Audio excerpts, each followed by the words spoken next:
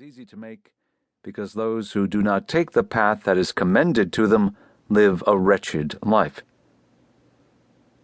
To walk far on this path may be difficult, but the choice is easy, and to hear the celebration of this path is pleasant. Wisdom offers simple schemes, but truth is not so simple. Not all simplicity is wise, but a wealth of possibilities breeds dread. Hence those who speak of many possibilities speak to the few, and are of help to even fewer. The wise offer only two ways, of which one is good, and thus help many. Mundus vult decipi. The world wants to be deceived. The truth is too complex and frightening. The taste for the truth is an acquired taste that few acquire. Not all deceptions are palatable.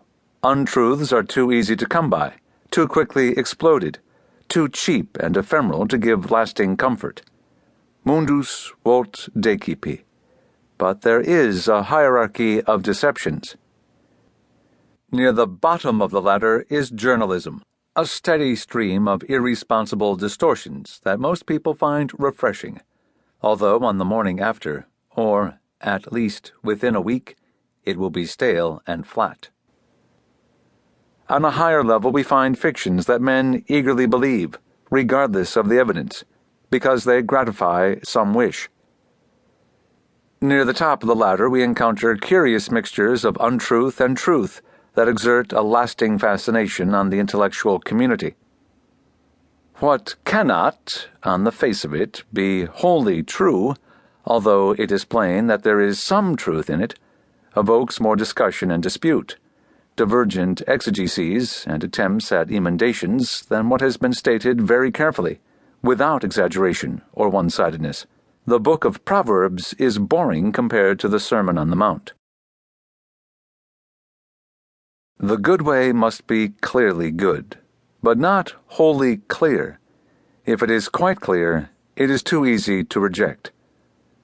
What is wanted is an oversimplification, a reduction of a multitude of possibilities to only two. But if the recommended path were utterly devoid of mystery, it would cease to fascinate men. Since it clearly should be chosen, nothing would remain but to proceed on it.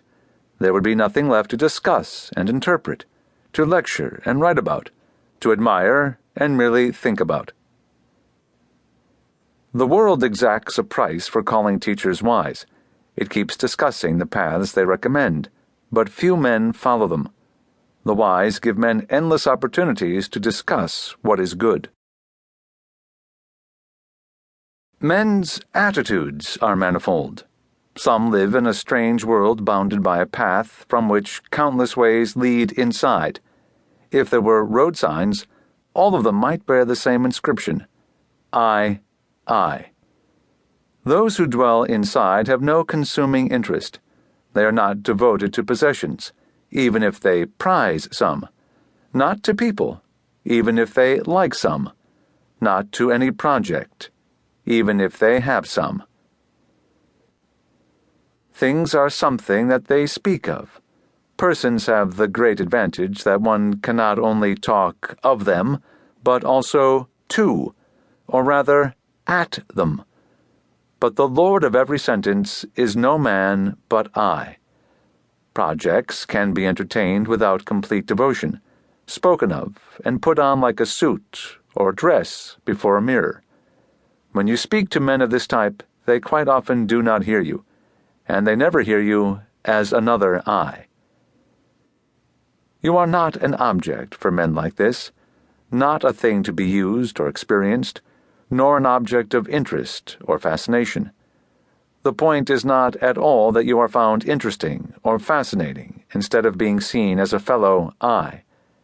The shock is rather that you are not found interesting or fascinating at all. You are not recognized as an object any more than as a subject. You are accepted, if at all, as one to be spoken at and spoken of. But when you are spoken of, the Lord of every story will be I. Men's attitudes are manifold.